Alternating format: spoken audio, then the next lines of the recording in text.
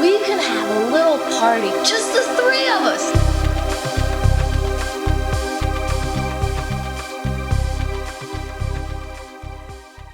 Welcome to round 57 of Eat the Buckle, the podcast that puts two horror movies in a head-to-head matchup where the loser will remain in the ring another week, and we'll be forced to watch it repeatedly till we've determined the worst horror movie ever made. This week, in the first week of our In the Mouth of Madness of March, we have 1978's The Alien Factor versus 1982's Nightbeast. I'm Jared, and with me as always are my two co-hosts, Josh and Aaron. Fellas, spaceships, creatures, what are you trying to feed us here, Jack? How you doing? Beware the Ides of March. Well, what better way than to honor the memory of a man who died, I don't think it's 20 years to the day, but 20 years ago, than having a mini March tournament to decide which movie was just the worst. That's right. This is the what was it? Wait, I have to correct Jared because I don't know if I said it right. It went through a lot of workshopping. Yeah, I don't think we settled on anything. And I should have it up like as my background even, but I don't. It is officially, after all the focus groups, the Don Dohler in the Mouth of Maryland Madness of March. The Mouth of Maryland? Yes, since Where is Maryland? From Maryland? Yeah, this is from every movie you're going to see was filmed in and around his backyard in, I think it's Perry Hall, Maryland, which is a suburb of Baltimore. Okay, give it to me one more time. The Don Dohler in the Mouth of Maryland Madness of March. In the Mouth of Maryland Madness of March. Okay. T-shirts are being printed now. Yes. now that we've finalized that, we can send them off to the printing press. Get those beefy tees ready to roll. Sign up for our Patreon listeners because you'll get first dibs. Yep. Yeah. They do that Maryland crab where it's the outline of the Maryland, or the Maryland flag is in the outline of a crab. I would like to see a Maryland flag in the outline of the 8-foot-tall monster alien that lives in the basement of the Alien Factor. Yeah, the thing clearly just on platform heels. On drywall heels, yeah. Yeah. I thought for a minute we had stilts on our hands. I got really excited. But They're a kind of stilt. They're still adjacent. They're stilt adjacent. They're in the family, but they're like the second cousin twice removed, and it doesn't count to cheer me up while I had to watch this thing. It did it first, so stilts got excited. Then a rug was pulled from underneath me. Well, this is your doing, Aaron. I want everyone to know this. Yeah, the reason why is because everyone here is a fan. We've said it multiple times of independent movie production. Mm-hmm. And no one better than I can think of in the Mid-Atlantic outside of John Waters, who was from the neighboring suburb of Baltimore, than Don Dohler. Man, there's really good drugs running around those streets, weren't there? I would say no comment, but I'm sure if you ask Mr. Waters, he would definitely tell you all about it. From the lackadaisical deliveries from everyone in these movies, I would say those drugs were Quaaludes. Yes. Or possibly just a big carbon monoxide leak in the whatever area they were filming in. Also known as the air in Baltimore, Maryland. Some real good Baltimore accents. This. Oh my God. That's another reason I love these movies is because you hear the elongated oohs. Yeah. He's also the perfect name for a guy. Don Dohler. Don Dohler.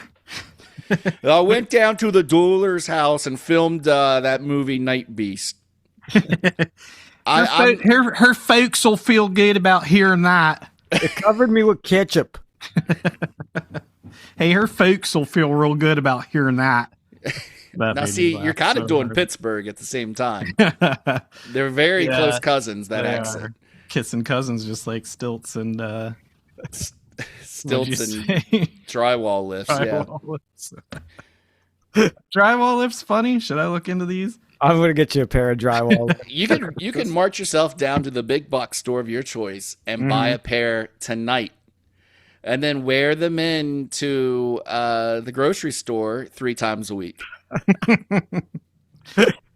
Went today, second time in 2 days. I was going to say, viewers at home, listeners at home, Jared went for the second time this week. Second time in 24 hours. It is Tuesday as we record. We're going to have to make a game out of this. And would you believe I forgot something? I have to go back tomorrow. And I sent you a text. You did? In response, I said, "No, you got everything figured out." Today I needed meatballs for my sketty dinner.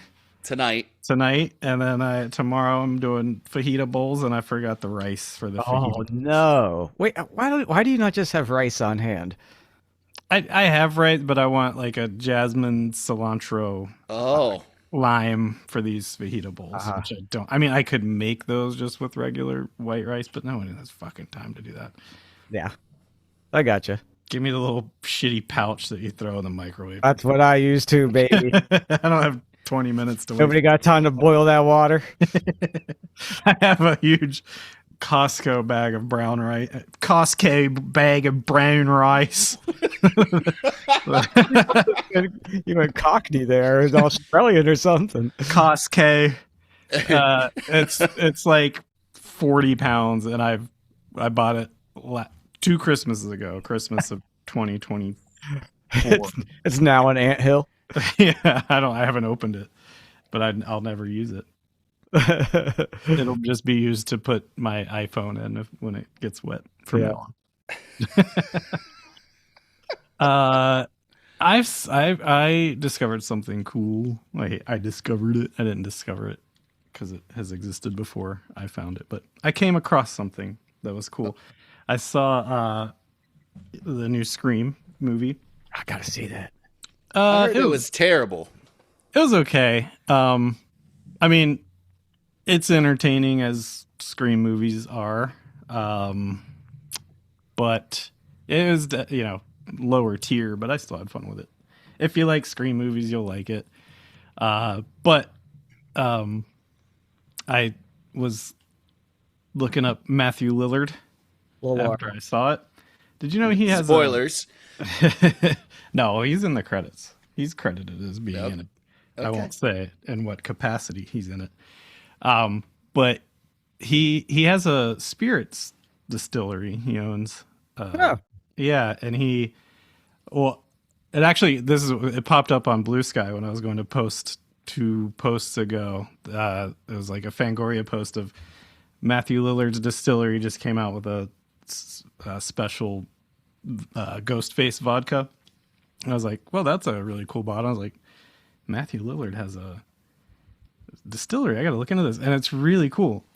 He has like whiskeys and vodkas, but each one, there's 2 different brands that he has. One's like a fantasy RPG kind of branded, and the other one is horror movie stuff. And each one, so like the RPG ones, if you buy a bottle, each bottle comes with like a little mini RPG campaign in a box.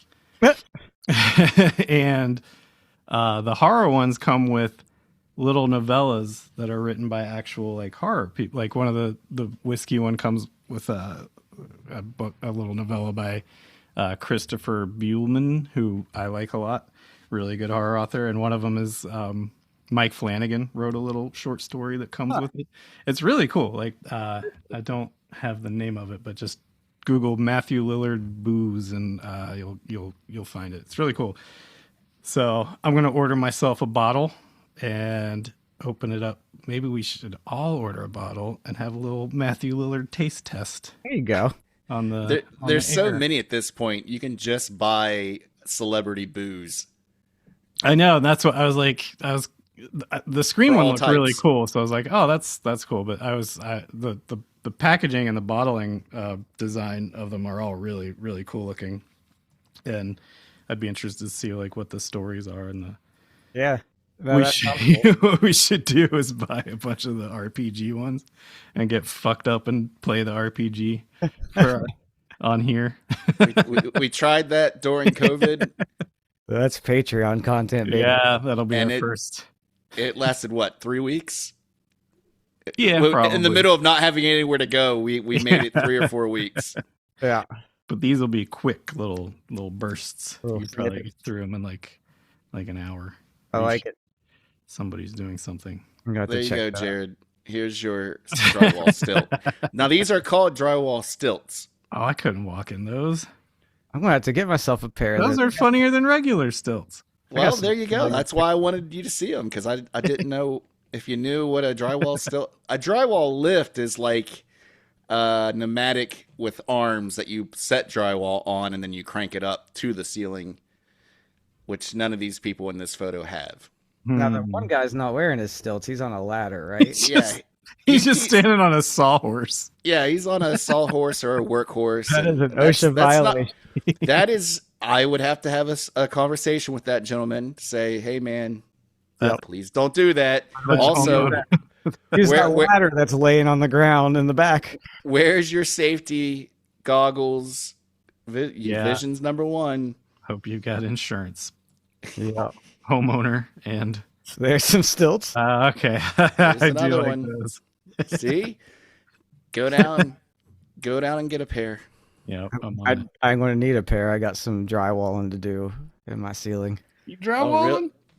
Yeah. I hate that. Drywall up those where the skylights got taken out. Oh. You know how to do drywall? I don't, but I'm going to learn because the contractor who I'm not making fun of the man. He did me a solid, and he did it very affordably. But like, I had him booked to do the roof, which was the biggest job, replacing the roof, and then a bunch of like little other odd jobs there. I was like, hey, while you're out here, if you wouldn't mind taking care of these things, I'll just lump it all in together. He's like, oh yeah, no problem. So they did the roof. They took out the skylights on his suggestion, and I was like, "Yep, okay, go ahead." And patched over, got everything settled with the roof and the gutters. And then he's like, "Well, I got some other big jobs to do. Winter's coming along. I'll just send one of my guys out to finish up." Oh It's like, no, okay, kiss cool. of death. Never heard anything back from him ever again. Yeah. So he got his money for that main job, and they had other bigger jobs to take care of, and I understand 100%, but I'm left with all this unfinished shit to do. So I'm like, you know what? Why don't I just pocket this money I have and just learn to do these things myself on the cheap and then save some money that way? Oh, I can come over. I was going to recruit you, yes. I hate to do it. Did they even put drywall up, like a panel up? No, there is just a Oh boy. rectangular hole that we will need to put insulation in and some plywood and then some drywall. This week on This Old Eat the Buckle House, The this is what contractor, everybody tune in for. the contractor Middle-aged saying- men talking about drywall work. That'll be our first short. And Matthew Lillard spirits. We're coming up Yeah. with all kinds of Patreon content, though. Yeah, All yeah. kinds of things to not talk about these two movies. That's true. I was gonna say the contractor saying I'll send one of my guys out is the equivalent of like the girl giving you the fake number at the bar. Uh-huh. Yep, Yes. that's exactly. Yeah. I guess it ain't ever gonna happen. Uh-huh. No. And I saw one of his guys at my place of business one day, and he like walked in and saw me and gave me his big smile. I was like, "Hey man, what's going on?" And I was like, "Hey dude, how you doing?" And I think like the realization washed over him that I might ask him if they're ever coming. So he quickly like scurried off into the store to get away from me. Just a Yep. person-shaped cloud of dust. Yeah. Let's get into the movie. What do you guys think? Yes. First. Now, Sure. I don't think we ever really established what we're doing here, or maybe we did, and I just haven't paid attention. Okay. So there's 3 of this D-Holes movies. Oh, come on now. His name's D-Hole. Don Dohler. Don Dohler. Dohler. So we're doing 3 of it, and is it like we did for Christmas where It's more like the well, what do we do for Christmas? for Christmas we each picked one movie, and then once one lost, it was out, then the next one went up against the one that wasn't already seen, and then we did a commentary on the 2-time loser. Well, no. The way that we're doing this is we have to make sure we get it correct. Since there's 3 movies, all 3 movies have to go against each other. Oh no! Oh, I didn't know that. Oh no! It was in this immediately. It was in the previs that I showed you last week when I announced it. So, like that right was now, after we agreed to do it. well, that's true. So this is week 1, which is Baltimore Division, which is Alien Factor 78 and Nightbeast 82, like you said already. Mm-hmm. Then next week will be Maryland Division, which will be the loser from this week goes on, and it's no spoiler, we're only doing the 3 kind of sci-fi horror ones of his, is Galaxy Invader 1985. Okay. So then each one twice, no matter what. Is that what's happening? Yeah, because next week we'll watch the loser from this week and a new movie. There's your little bit of a reprieve with a wink and a smile. That goes back to face this. I don't. Then next week, then in week 3 is the semifinals, which will be the 2 winners. Mm-hmm. And then once we have that winner of that week done, then it goes to the final of the 2 losers. Okay, so no commentary. So potentially we could be watching the same 2 movies against each other. Like these 2.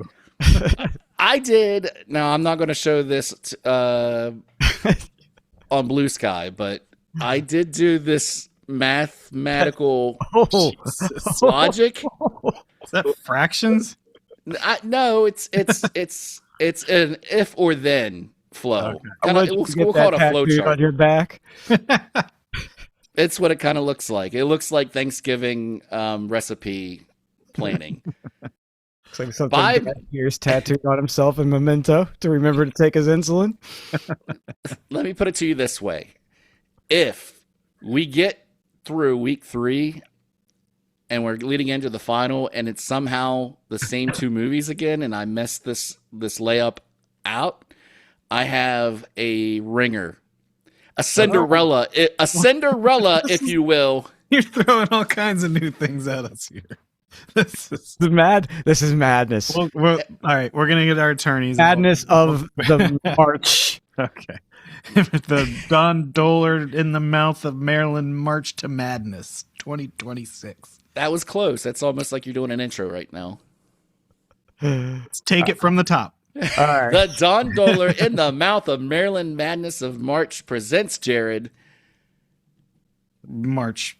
The Alien Factor. Muckness. The Alien Factor, released May 12th, 1978. Now, my 2 only sources of research were contradictory on the budget. Wikipedia said $3,500. IMDb said $30,000.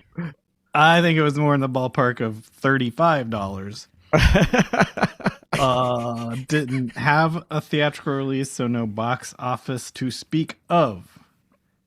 Written and directed by Don Dohler, starring Don Leifert, Tom Griffith, Richard Diesel, Mary Martins, Richard Guyowitz, and George Staver. A spaceship crash lands on Earth, releasing 3 dangerous specimens that were kept aboard. Was there very likely a carbon monoxide leak on set? I already stepped on that joke. Yep. Will it eat the buckle? Maybe. Let's find out. Gentlemen, off the top rope, what did you think of how much of a factor was the Alien Factor? Spoiler, which alien are we talking about? The one with the stilts.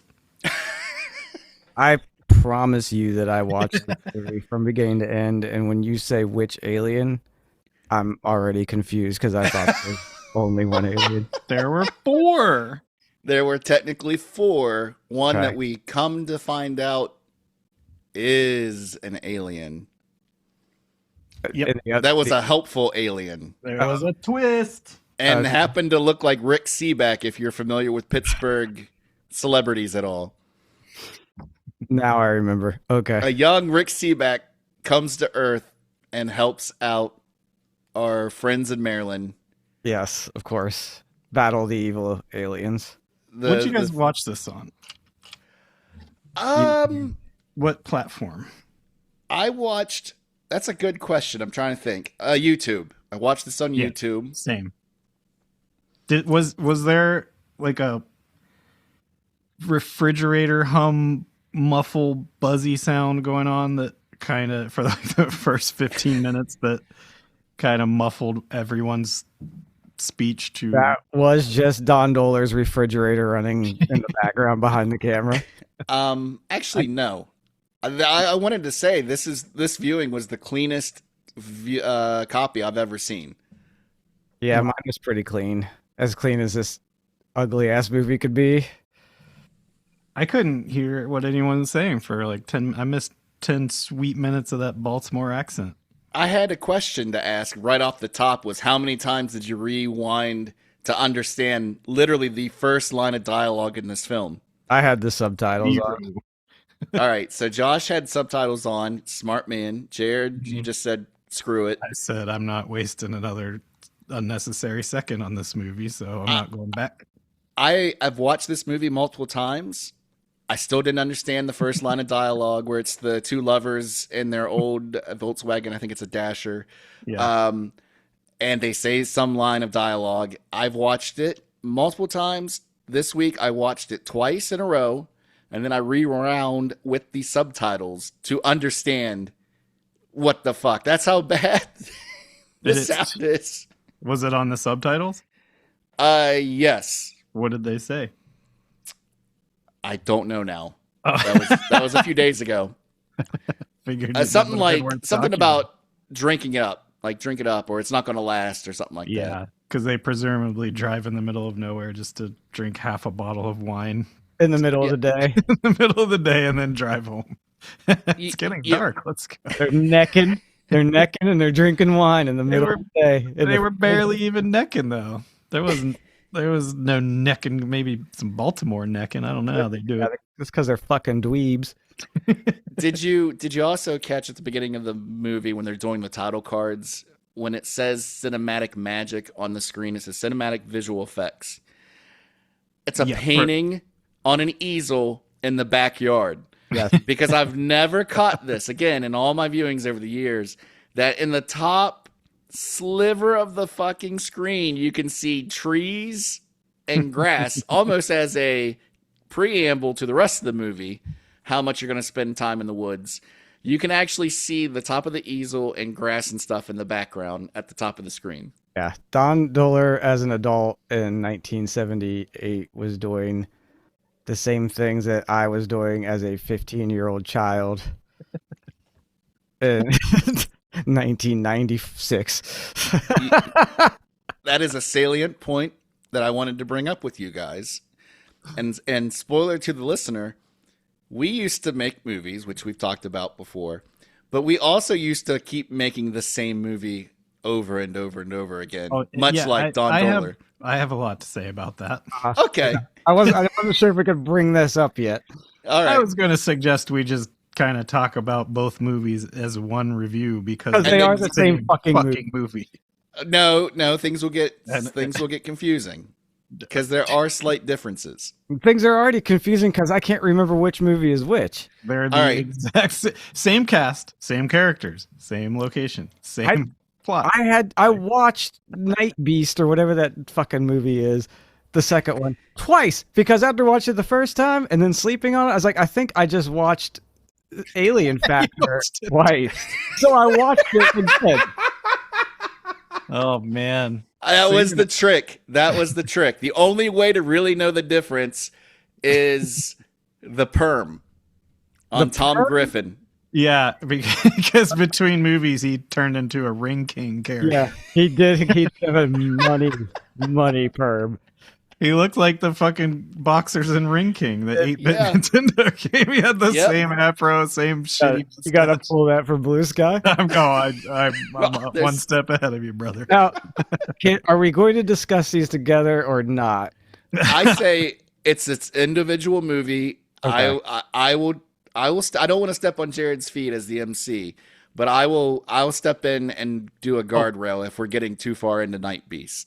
Okay. Well, here, I don't. Am I the de facto MC of the podcast? there are. I mean, you do say Well- the intro every time. If that's the case, then I cede my minutes to you, sir, for this bullshit, because I don't want no part of it. Can you say that in more of a Baltimore accent? Well, I don't. It has to have O's in it for me to even come close to. I didn't want no. Oh, yeah, no, I lost it. It comes and goes. Now you're getting more into Philly. I am amazed at how many people are wearing bell bottoms hiking through the woods and almost platform shoes in this movie.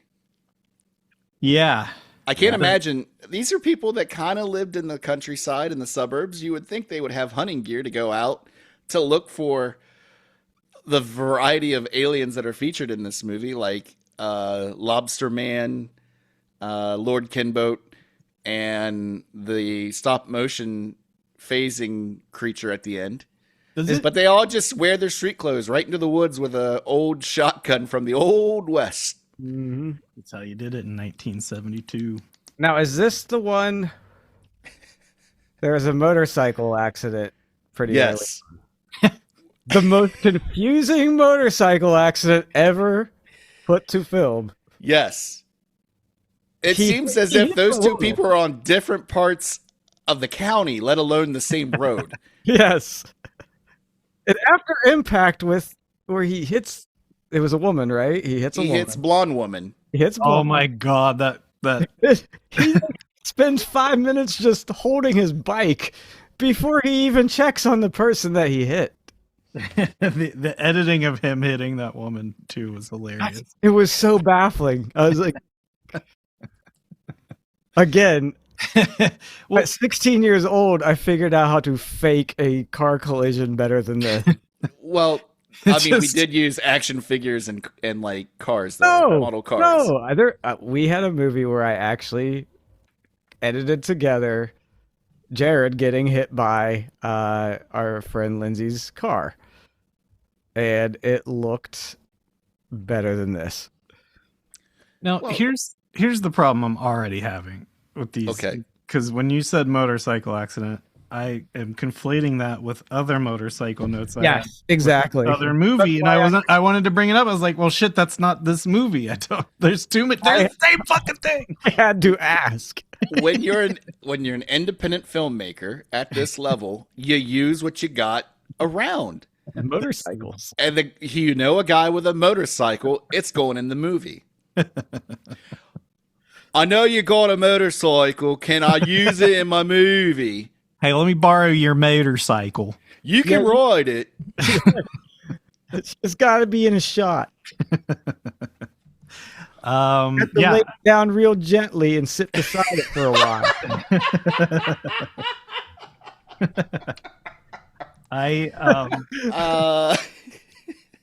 I liked the broad at the typewriter, the news lady.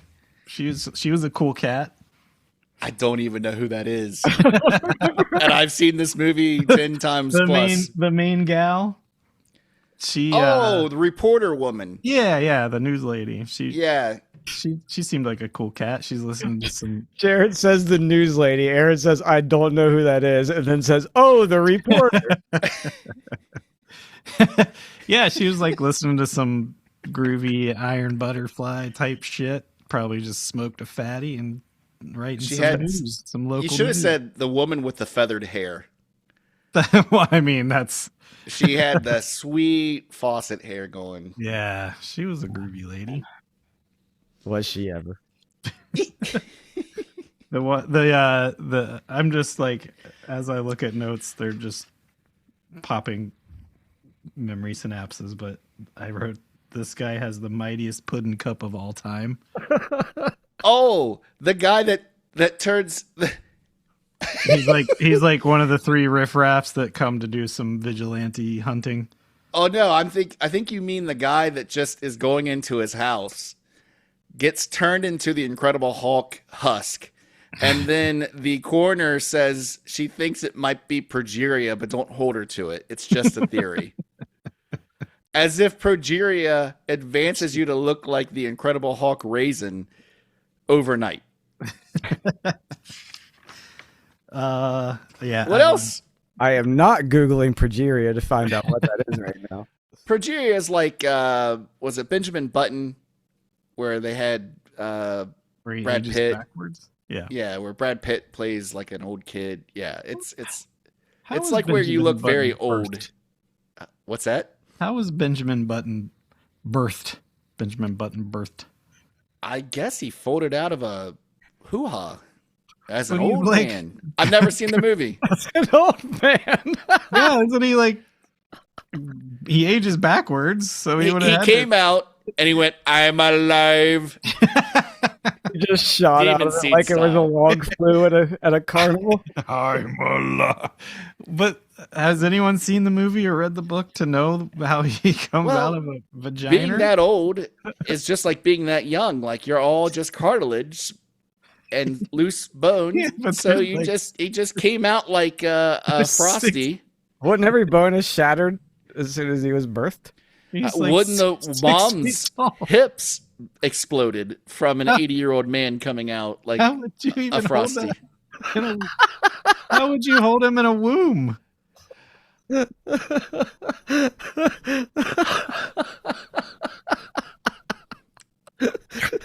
This is the questions I want to get to the bottom of. How was Benjamin Button birthed Listen here, Elsa. from a womb? What about the one guy in the gang of three that looked like a young Martin Scorsese? Was that the pudding cup guy? That might have, well, yeah. Because- Oh, yes, the straight up pudding cup. Yeah, Not that's what the I'm talking Abraham about. Lincoln guy. Straight Yeah, up pudding cup. the straight up pudding cup. Yeah, I got to yeah. put it in the terms that I understand in my native language. The straight up pudding cup. Okay. Straight up pudding cup.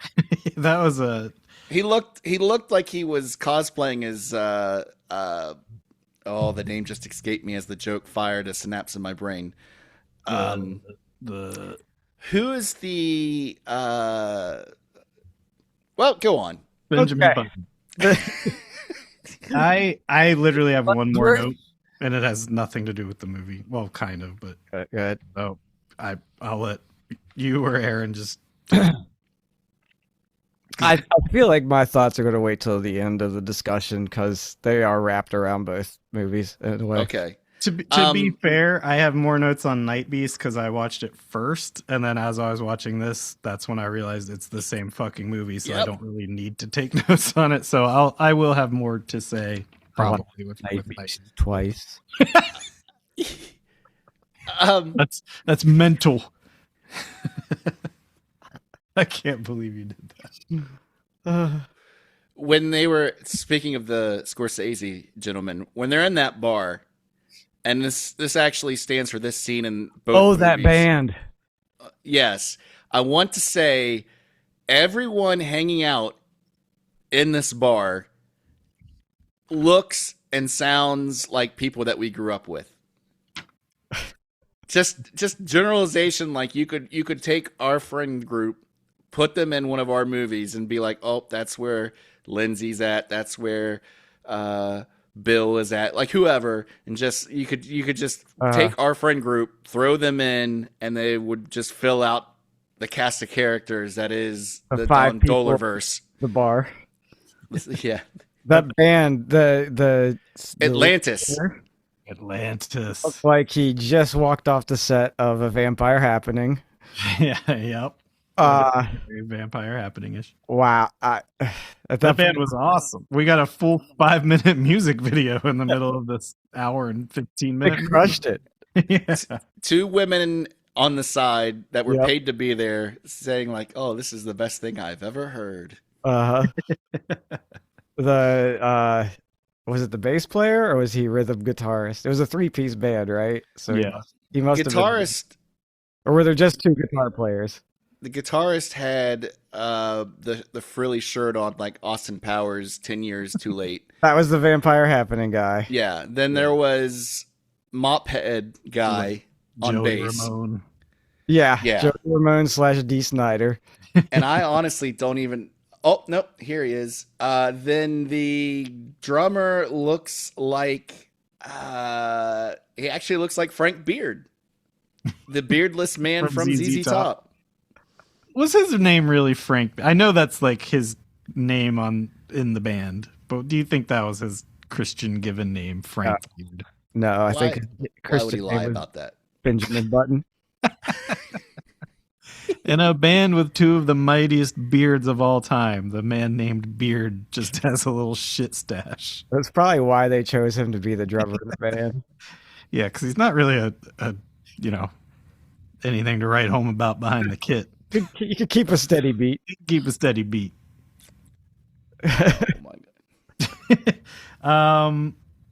God. The live band was good. I Was it? I thought they were great. It was one of the most entertaining parts of the whole film. It's the best live band we've had in any of our movies. It's up Oh, there. wait a second. It's up there. Better than Vampire Happening band. Oh, for sure. Better than the cheerleader camp band. For sure. Oh, No? that new wave punky rockabilly guy was. Yeah, give me this shit any day over that. Was there a band in Planet Terror? No. I don't know. No. Might have to go back. Those are the only 3 I can think of. Definitely not better than the band in Uncle Peckerhead. Or Uncle Pecker. Oh, right.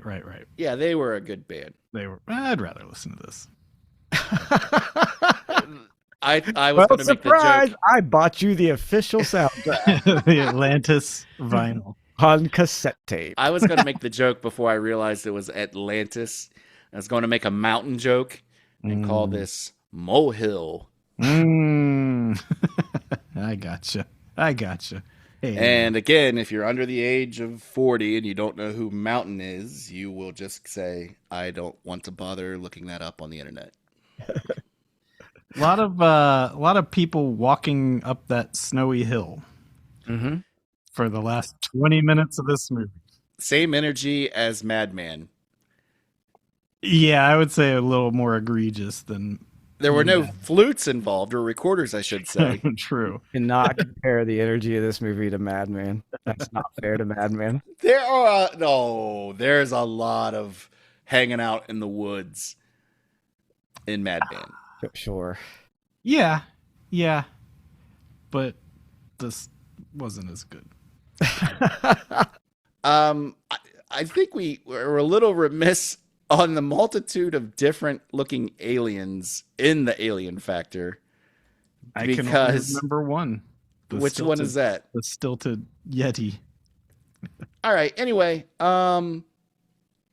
first alien that we see is the Black Lobster Crab Man. Okay. The rock lobster. Rock lobster, not a crab. We're in Baltimore. You would have thought he was a little bit more crabby. Maybe he's supposed to be like a blue crab.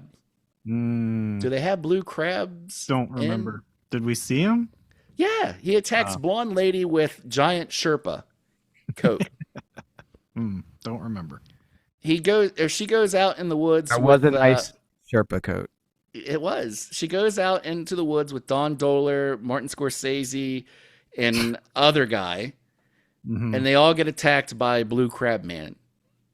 And somehow she is the only one that lives, and then is reporting that she's been attacked by a monster. Yeah, don't remember. Okay. We'll have to do a blue sky pictures on this one. Then, well, all right, hold on. This doesn't ring a bell. We're looking at a photo of what I just described. Yeah. Yeah. Okay. Very exoskeletal. Yeah. Okay. Yeah. Then we move on to the monster on stilts. Remember that one. He was cool. The 8-foot tall monster that is first seen in a basement. Yeah. What are the logistics of that? If you're an alien species that is basically a wild animal let loose on Earth, how do you open the door, go down the stairs to hang out and wait for the two lovebirds to hear you banging around in the basement, for you to go down, open a door? So he closed the door behind him, turn on a light, Playing a and practical have a surprise happy birthday. He's got jokes. He's got jokes. He's a little scamp. Only one man can answer that question, or any of these questions, and he's dead. For 20 years. Unfortunately. And that's the one that I was saying last time is Lord Kimboat from the Best X-Files episode. Okay. Where someone had to be a fan of Don Dohler. I saw in trivia as I was preparing for today's game that some special effects artists on this went on to do things for X-Files. Oh, there you go. Well, I think it was the X-Files movie. Because believe me, I went down that same rabbit hole trying to peg that guy down to saying, oh yeah, I came up with this from an old movie I did as an homage to my friend Don's movie. Couldn't find it. Maybe he doesn't want to be associated with his friend Don's movie. I don't know. It's like a Rick Baker and the Melting Man situation. Oh, when we get to Nightbeast, ask me about the connection to Let's get to Nightbeast. Dr. Ted Nelson. That's a swell idea you got there. Wait, can we play a game first? Oh, I don't want to step on anyone's toes if there's more to talk. Just keep in mind, we got to watch this again and talk about this At again. least once, if not At twice. least once. We can't get too in the weeds and granular about it. I got nothing else to say. I spent the last 20 minutes watching that movie, looking up the FBI Most Wanted poster that was prominently featured in the police in the police office. Yeah. It was a real man. Thomas Edward Bethan was actually on the Most Wanted list from March 5th, 1975 to May 5th, 1975. So this movie was filmed somewhere in there. But that doesn't make sense. It would be an old poster that they just had Yeah. In the basement. in the basement set. Hey, ladies and gentlemen, and all listeners in between, that is week 3 content that you're getting on week 1. Yeah. That's exactly. Did Did you want to continue discussing the 4 alleged aliens? Yeah. All right. Because there's only one more, Jared. Really? Well, no, there's not. Well, yeah. Then there's the alien that is all stop motion that I don't understand what's going on. Oh, the see-through one? Why he's like in subspace and then he's attacking Rick Seaback. The one Throwing that's him over just the- like double exposed film. Where it's- Yes. Yeah, that was. How could I have forgotten that one? That's the one I forgot. Yeah. Pathetic. Even Oh. fucking pathetic. There's also the alien that was the game warden, I guess, that looked like the salt monster from Star Trek. So why were there more The than man 4 trap? aliens? There's actually 5. I just saw the photo of the. How is there 5? And there's never a 4th one mentioned. Well, the 4th one is the one that you see transmogrify into a human being. First, his Oh yeah, because he's not on his the card. red Rudy taco meat chest, where he puts on blue bell bottoms, and then he makes his face with light bright eyes. Oh my god. That fixes the woman from the motorcycle accident that we talked about earlier. And then this will wrap everything up. Then we get to the end of the movie, and reporter woman is like, I want to see, you helped the human race. I really want to see what you look like. Mm-hmm. And he goes, no, we'll call her Janet. I don't know her name at the top of my head like I normally do. Karen, I believe. It's what? I think it's Karen. Something with a K. Okay. He goes, "No, Karen, you wouldn't be able to resist or understand, I would look disfigured and horrible to you." She's like, "No, please give like the human race a little bit more credit than that." Instantly drops the facade, and then she just starts screaming at the top of her lungs in the woods at the sight of his face, which does look like a burnt pizza. It was a shocking reveal, but not in the way they intended. And then Sheriff Jack shows up. It kind of looks like, remember Face Maker for the Apple? Yes. Yeah. It looks like a face maker face in real life, Yeah. which is why Sheriff Jack shows up. What's his last name? Cinder, and blows him away, and that's the way your movie ends. Yep. Your Night of the Living Dead good guy gets the rifle to the face. Yep. Ending. Thanks, Sure. Dollar. All right, Jared, ask your question. Can't wait to talk about this again. Do you guys want to play a game? I want to play a game. It's the return of Two Truths and a Die. Two Truths and a Die. In a minute. It has. I have 6 movies here, and each one I have 3 factoids about that movie. 2 of them are true. One of them is a die.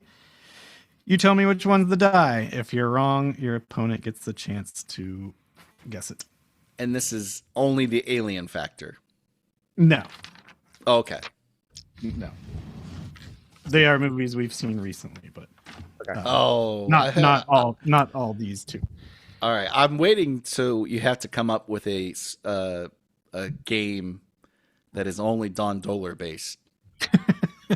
That will never happen. Okay. Well, maybe. We'll see how the month goes. This may drive me to not be alive by the time, but by the end of March. I'm gonna ask Aaron if that ladder behind him was his hanging ladder. Oh, the ladder over my right shoulder that has been in the background for probably 2 months because I just can't finish these stupid shelves. I don't want to talk about it. Okay. I've just noticed it too.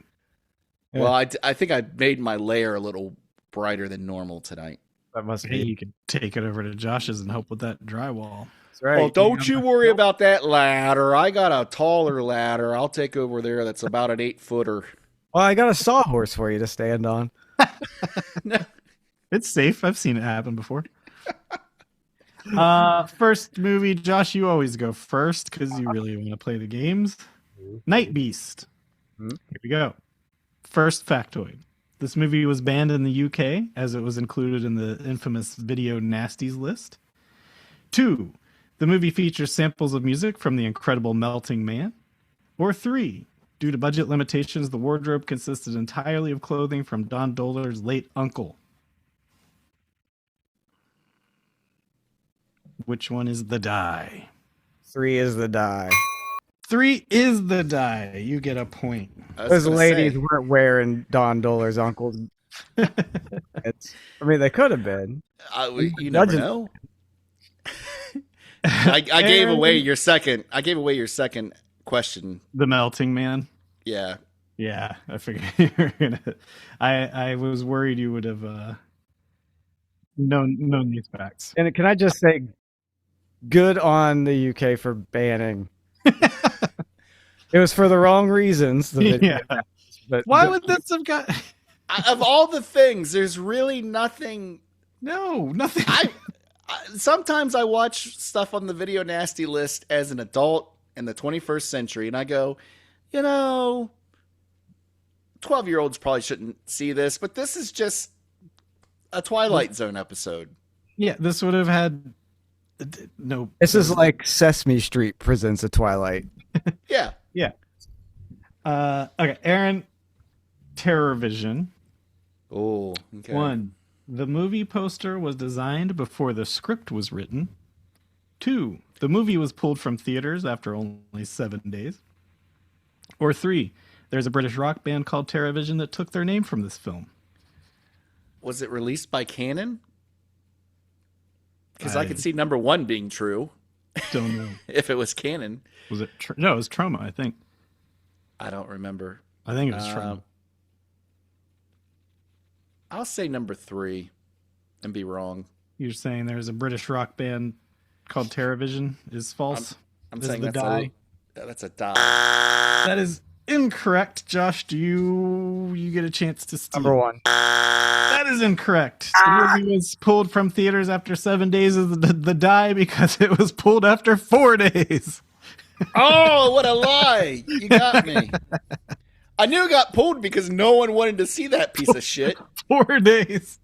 It didn't sell a single ticket. No one gets that point. Next up, Alien Factor, and this goes to Aaron, where I'm sure he has. Or no, this goes to Josh. Go back to Josh. Okay, this is good. I'm glad it works out this way because Aaron would have the decided advantage with these two. First one, the film was originally shot in 1972 and shelved for 6 years until the popularity of Star Wars gave it a chance to see the light of day. 2, the movie has a credit for special guest star Johnny Walker, the delicious Scotch brand. Or 3, Don Dohler wrote the outline of the script while sitting in his dentist waiting room. Number 1. Is the die? Yes. That is incorrect. Wait, how can it be incorrect? The wanted poster on the wall said 1975. If it was a real wanted poster, it couldn't have been filmed in 1972. Otherwise, they would have to time travel to get the wanted poster and bring it back and put it on the wall. I'm just telling you, these are all from IMDb. They fucked. I mean, wait a second, Jared. Because I was thinking to myself, well, you blew that one because you looked up the poster. Hey, man, these are from IMDb. I didn't make them up. I made up the dies, and that's not one of them. Ugh. Fine, we'll throw that one out. That's an asterisk. No one gets a point. Why? Wait, What's the point? I got the lie. What was the third one? Huh? What was the third thing? What was the lie? Don Dohler wrote the outline of the script. Yeah, that's definitely a lie. I would have said the third one because I know the second one was true. Oh, the first one's not true. According to IMDb Should trivia. have been like figure out the truth here. Don't get mad at me. Listen, Buster. Fine, you know what? Let's talk about the fucking Nightbeast. Game over. Oh, Game over. No, Nope. just Look throw what that- you did. Look what you did. That's Piece a of eat the back buckle first. piece it back together. I want to play a game. I want to play a game. I also had some Monkey Boy news, but we're not doing that either. Let's talk I wanna- about Nightbeast. I want to get one right. Come on. I can't. It's done. I threw it in the litter box. No. Cats just No, you shit on it. didn't. Can't quit the game. No. All right, no one gets a point on. Or actually, we'll just say you both get a point On that one. Go to the next question. because technically, I guess Josh did pick the lie, and Aaron, you also picked the lie. Yes. Aaron, for L-Man, Fuck. this was the favorite movie of the Waco cult leader David Koresh. 2, there is only a total of 12 minutes of computer-generated effects. 3, this reuses sound effects from the film Evil Dead 2. 1. One Wait, is- no. No, wait. 2, because there's less than that 12 minutes. There 2 is is a less. lot. That is the die. Yes. It's only 8 minutes of computer-generated effects, and it costs like $500,000. Because I was trying to remember if it was the gentleman that had a lot to do with stuff in September in New York David favorite Koresh's movie? favorite movie. or David Koresh's favorite movie. That checks out. I mean, you guys can check my facts and bust my chops on that one if you want. No. No. Like, it was actually is- the Josh is- Unabombers. In House of Haunted Hill. Act like that. House of Haunted Hill. Boxer. 1999? 99. Okay. First factoid. A Jason Voorhees mask can be seen briefly in the computer nerd's nook. You know, the computer nerd. Yeah, that's smoking and eating a sandwich. Yeah. With his CGI blockbuster tapes. On November 3rd, 5 days after the premiere of this film, Pete Sampras pulled out of the third round of the Paris Open, perhaps because his brain was still so fucked from the mind-bending twists and turns he witnessed in this movie. Or 3, this movie was released in theaters exactly to the day 3 months after the opening of Aerosmith's Rock and Roller Coaster, R.I.P. Man, you really did a service. No wonder you got so upset in that earlier one. Number 2. You were sitting on gold, baby. Number 2 that Pete Sampras pulled.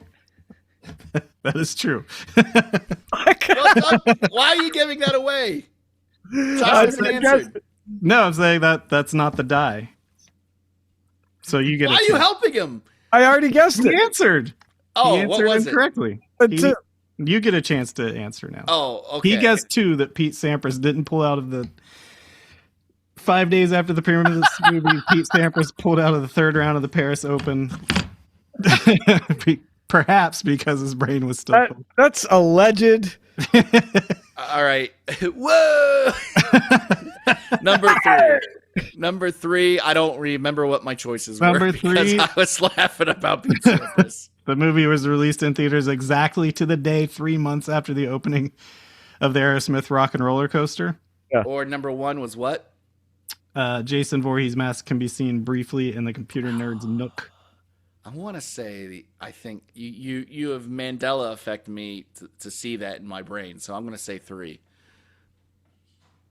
You think 3 is the lie? 3 is the die. 3 is the die. 3 is correct. It was released exactly to the day, July 29th.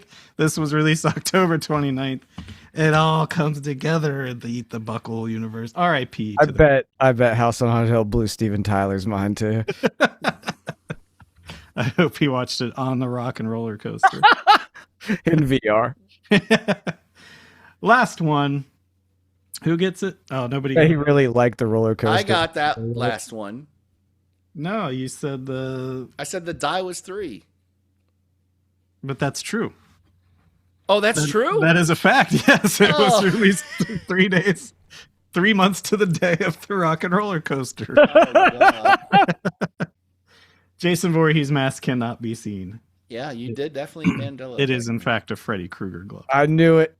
I knew you would just put a little switcheroo there. My brain is so riddled.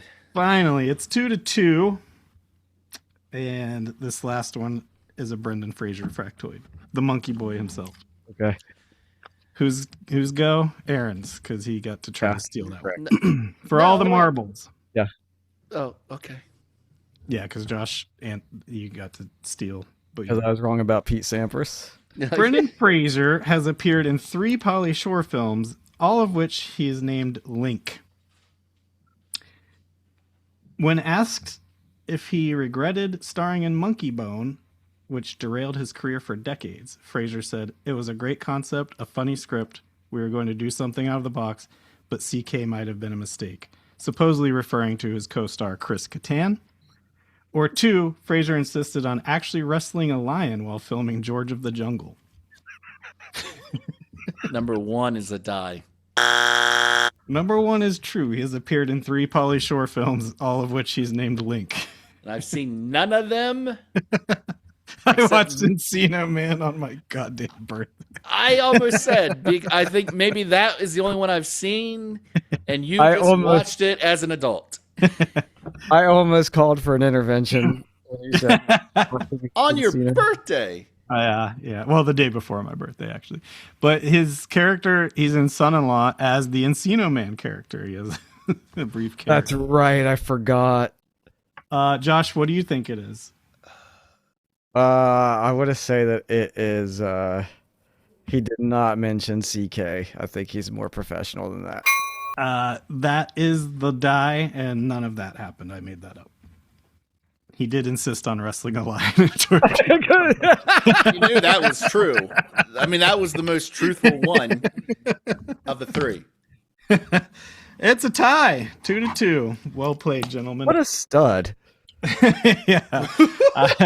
I saw. I take back everything I said about monkey. I saw two. It was maybe a week or it was in the period between our last record and this record, so within the last 10 days or whatever. I woke up in the morning. I'll always wake up around like 2 or 3 and I'll turn on Seinfeld to go back to sleep because it's on whatever channel. But then at 5 or 6 in the morning, the Drew Barrymore show comes on, which is what I wake up to.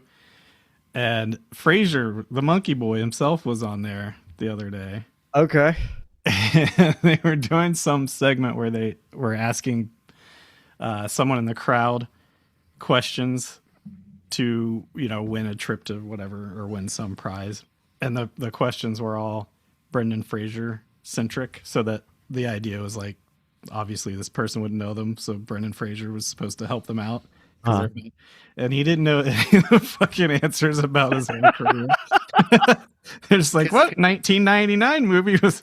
And they kept looking at him and he'd just be like, I don't know. I'm sorry. So it was like the most awkward, embarrassing fucking thing. To be fair, I can't remember what we talked about a week ago on this show. That's true. But you think they would have let him in on the gag or shown him the questions beforehand? That's So amazing. just- To help a person win something like in real life? Yeah. Yeah. I felt bad for him. I was like, this is really fucking embarrassing for the monkey boy. How do you look? A lot like Dwight Eisenhower. Oh, I bet he didn't. Now, Do you know guys, that's... go ahead. I was just going to ask. We all know that the Mummy sequel is in the works with Sure. Vice and Yeah. Monkey Boy Brendan Fraser. Guys, I'm trying not to disparage the man because he's gained some weight, but how It happens to all of us. how is he going to They reprise his role as an adventurer?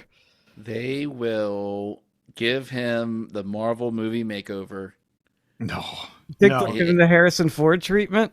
They will put hair Yes. plugs in his head. They will de-age his face. They will give him 3,000 calories to eat a day and a personal trainer for We'll send him 6 to days Turkey. a week. What's that? They'll send him to Turkey. Yeah, they're going to send him to Turkey. They're going to give him nothing but turkey to eat and white rice. And they're going to be like, you got to sweat for 9 hours a day. You want to Man, be in this movie. It's I not just- even going to be that. It's going to be the same fucking thing all these legacy movies are doing, where he'll just show up for like 5 minutes. it'll With be his his kid. kid doing all the action. Yeah, he's not going to do. He'll get the Harrison Ford treatment, and that it'll show him like duck behind a barrel for like, and then stand up and scream or something. That'll be his action. Or Rachel Weisz. Just- She'll probably do the same thing. Neither Yeah. of them will actually be in it for very long. No. Like it fucking. Who's gonna Oh. watch the Mummy? Well, I have a feeling she's going to get a lot of screen time if she agrees to come back. Yeah. Yeah. Since we're in the Brendan Fraser corner, I Mhm. did a lot of research on Frasier this week. This is the Frasier corner. Pressure is a stage play Oh. from I think it was 12 years ago in Edinburgh, Scotland.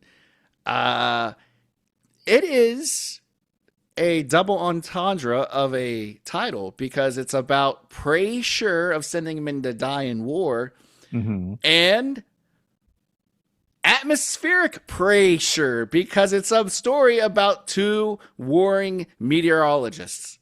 Oh, So they did the classic Hollywood trick of Oscar winner, fill in the blank, in this case, Brendan Fraser, Frasier. to show up and be in a movie for 5 minutes as Eisenhower. It's not going to be about him at all. Oh man, we got monkey boned. I think 2/3 of his scenes are in that trailer. is there still a chance that Nikki Glacier can be one of the meteorologists? I think back then they barely let women be nurses. So I doubt they let her be a weather witch, as the British would have called it back in the 40s. A weather witch. You could be a teacher or a typist. Other than that, go make my dinner. Hollywood takes its liberties. Yeah, true. Well, Don Dohler doesn't. No, well, let's get into Nightbeast, the second feature of our Don Dohler in the Mouth of Maryland March to Madness featuring Nightbeast. What can be said about this movie that wasn't already said about? Well, hold on, I gotta go through its proper intro here. Yes, please. Hold your horses, and then you can. I think I'm excited after that game. Came out November 1982, with again a unknown budget discrepancies here. Wikipedia says 14,000, IMDb says 42,000.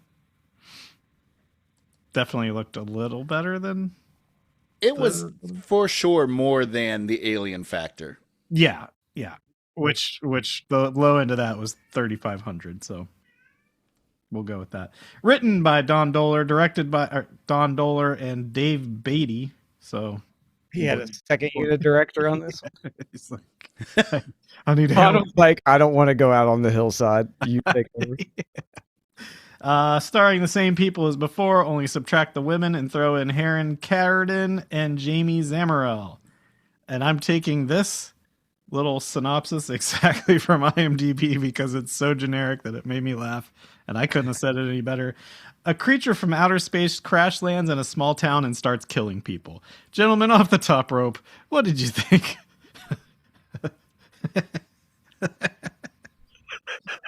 Of Nightbeast. As I was trying to come up with something like, I don't give a fuck about this movie, and I don't give a fuck about thinking of a title for it. And then I saw that and I was like, perfect.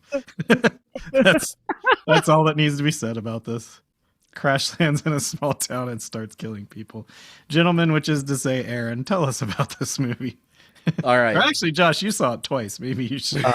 No, don't rely on me. No. Don't rely on me, friend. As I said in the text thread before we started recording, take it away, AJ. All right. I basically, to fill out what Jared just said and stole directly from IMDb, Nightbeast is a tale about an alien on the way to the Galactic Space nightclub when he saves the Earth from a meteor or asteroid, whatever it was, in upper Earth orbit that strikes his space Miata and makes him crash land to outside the major city of Baltimore and its suburbs, in which a lot of cultural differences make themselves known and a lot of people die, and an alien just goes, hey, hey, hey, hey, hey, trying to say, can you help me with my spaceship? Is that okay? That's what you took from this.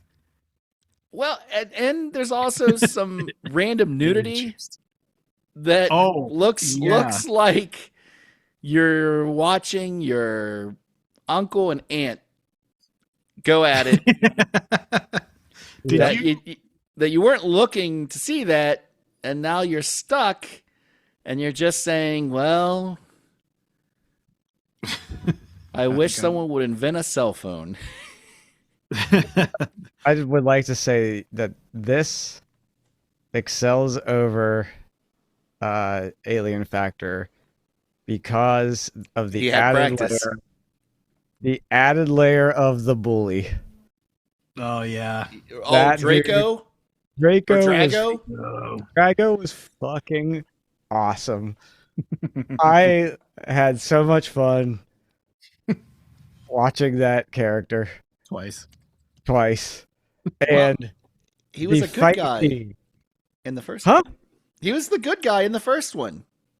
Okay. Don Leifert plays undercover alien in the first Alien Factor. The titular Alien Factor is Don Leifert, Well, I'm glad he went heel for the second because he's a much better heel. And the fight scene in where he takes on Yes. Pencil Neck, Jamie, is the best fight scene we have seen on Eat the Buckle in a long time. They were doing fake slow motion punches. For real time. Like in Devil's Gift when he slow motion jumps to stop the monkey symbol. They were doing that as like punching each other and doing like the reaction, selling the punch. Oh my, they were on the ground scrapping and wrestling. They were tossing each other William Shatner style. They were giving big boots to the gut, face pounding into the grass. That was a fight. If this goes another week somehow, I'm going to count how many times Don's head gets thrown gingerly into the ground. Yeah, very slow. I mean, we have to watch it no matter what. So that's true. We will. Yeah. And that's before or after he beats the hell out of the police woman. That's before. In a very graphic for this movie. He kills her. Destroys it. No, he doesn't kill her. Oh, who does he kill? He kills Susie. Okay. He for real kills Susie, who is just here to show. He showed up to check in on his ex-girlfriend, who is only in this movie because she said, "Yes, Mr. Dohler, I will get nude for it, and I can do my own stunts." And I just want a pizza and $25. We can. How about a hoagie? But seriously, will you settle for a hoagie? Despite how poorly this movie is written, directed, and executed, Drago reminded me the closest thing you're going to get to like a Stephen King villain. Mm-hmm. Sure. And I appreciated that. And truly, he's the only discernible difference between than the alien costume. Like everything else is beat for beat. Yeah. Yeah. Almost. Don Dohler got a win in Drago. Yeah.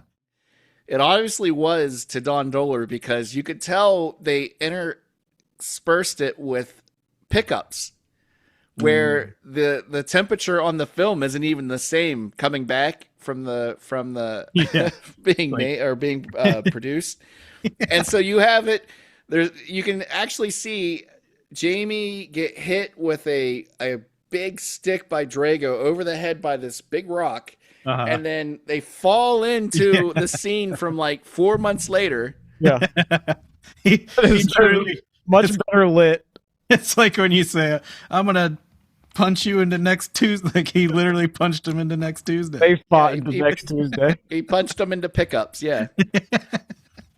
Did you, in my research for the game, I mean, who knows how factual this is, but I saw that the lady cop that gets naked in the most awkward sex scene we've seen on this show.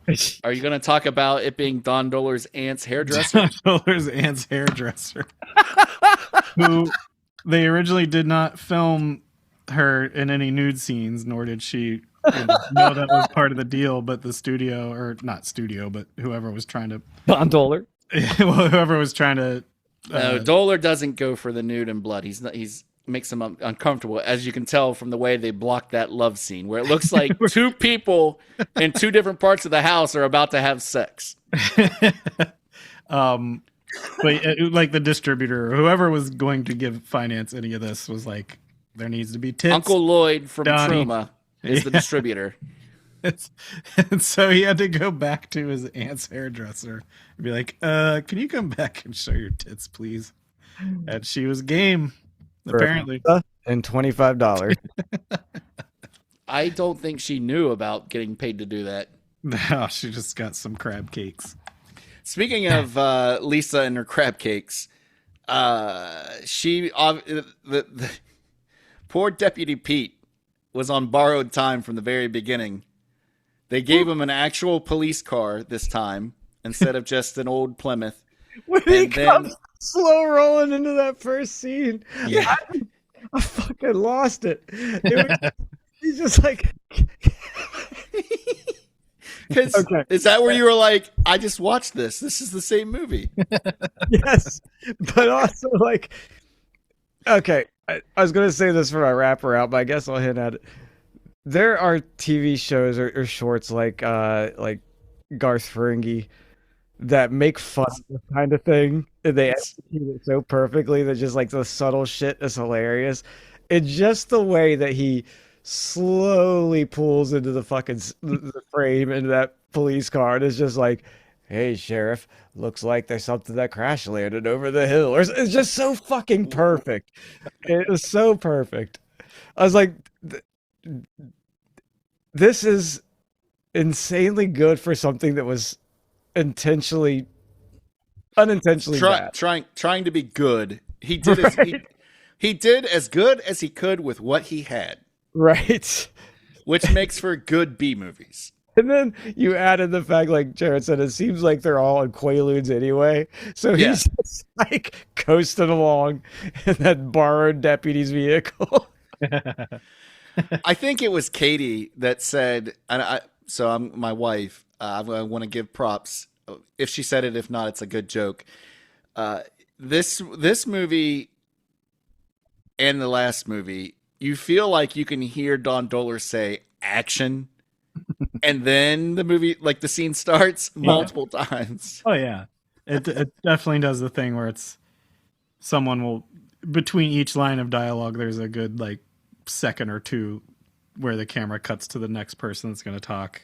Where it's very stilted. I just had to look this up because this came out in 1982. Yes. And one of the things I will say about these movies is that there's a charm to them because Thank you. It is clearly just a group of friends or people that know each other that are It's like cozy as hell. doing the best they can, Yes. So it's fun to see them reprising their characters, which we'll get to that point in a second. But then I looked it up because I was like, kind of like Sam Raimi and Bruce Campbell and Evil Dead, which came out a year before this. So it was probably filmed several years before this. Now think of the disparity of quality between an Evil Dead and this bullshit. Because it's the same thing. It's just a group of friends who got some money together, but one of them is one of the most iconic and birthed one of the best directors of all time. And then there is a connection shit between those movies and Don Dohler's movies.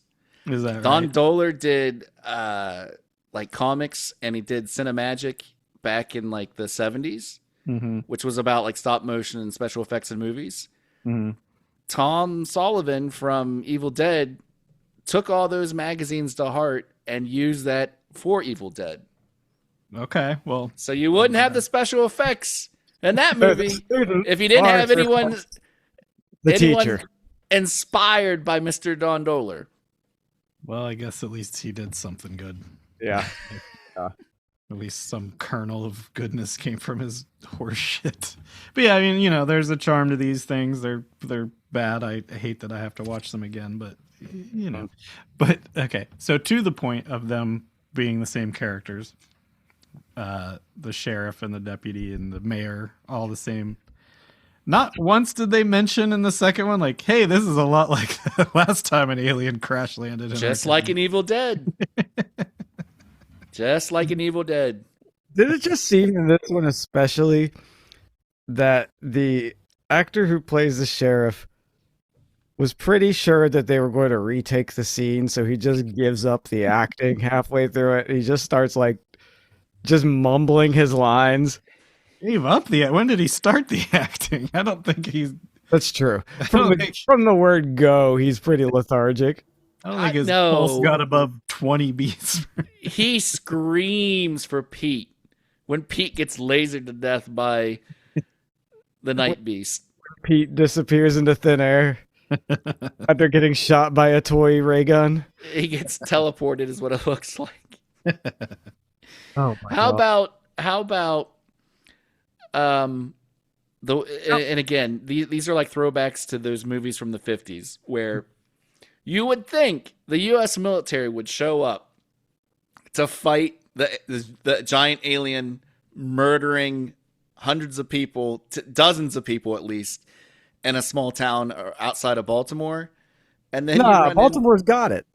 you would think that like at least the state police would show up, but who does Sheriff Jack Senders call? He calls Bill Perkins,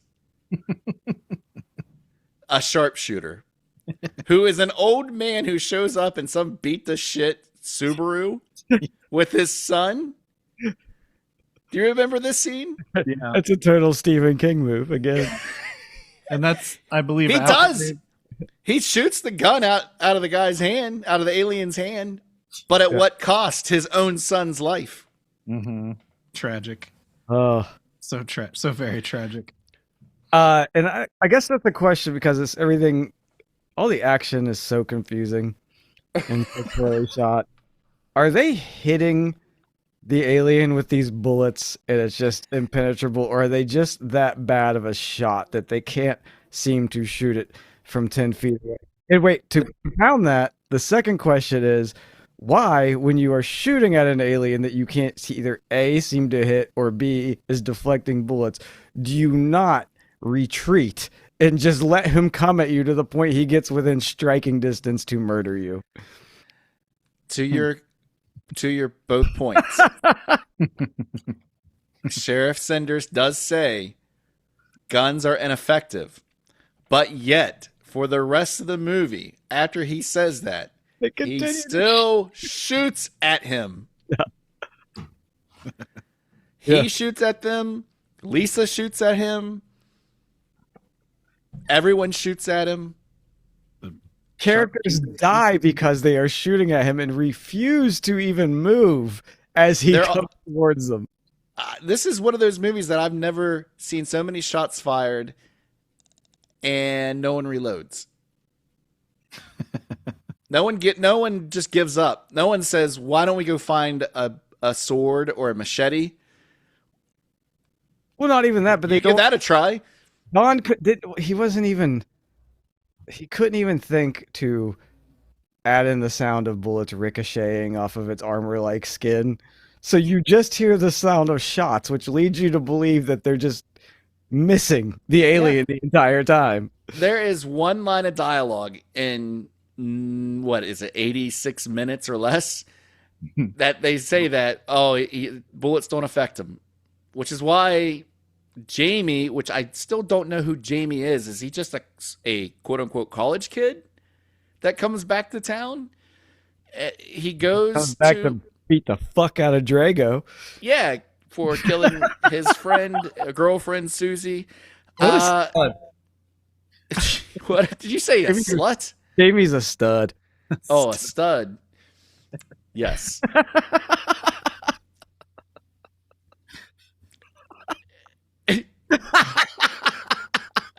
Jamie goes, hey, we can go to that substation, which, by the way, looks like a baseball concession stand, because that's what it was in the park where they were filming at night.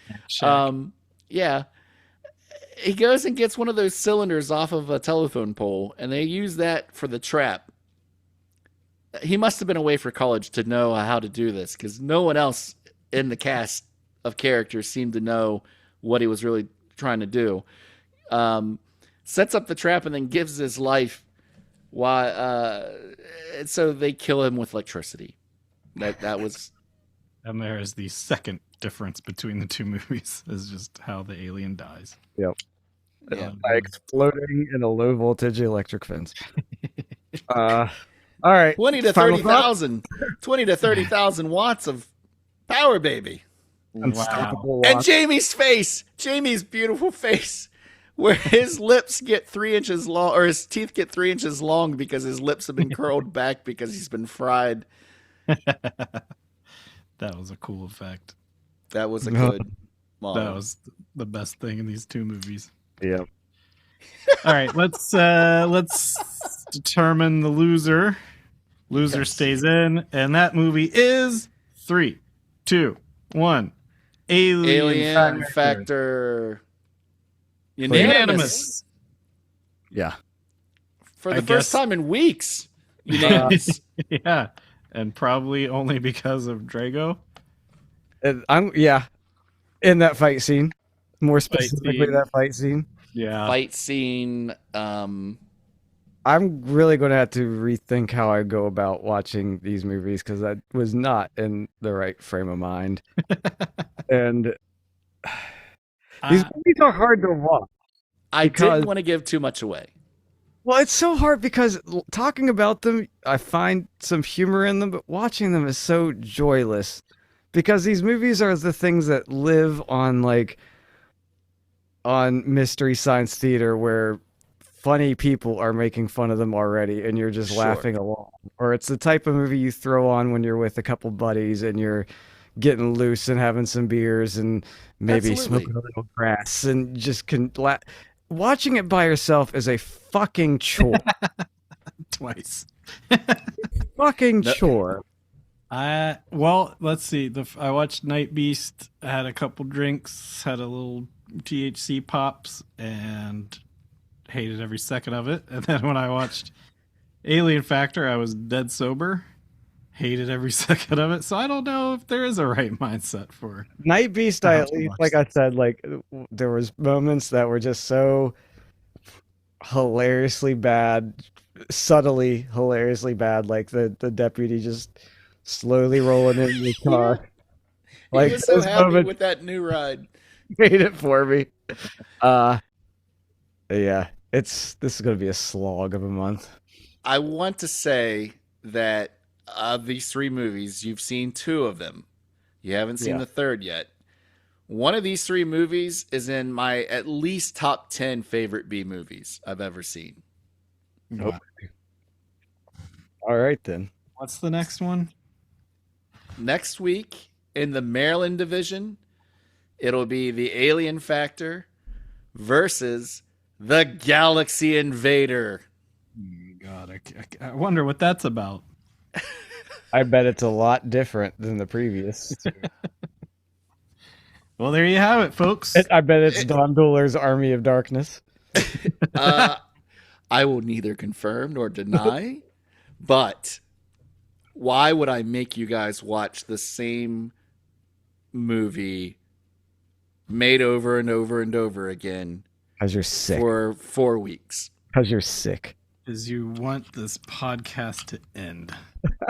Like I said many times on this podcast, these are the quote-unquote bad movies that I love to watch versus shit like Bunny Man, Mousetrap, or Sharknado. Oh, I couldn't agree with you more there. I'd take these over Bunny Man. I'd much rather watch these over those.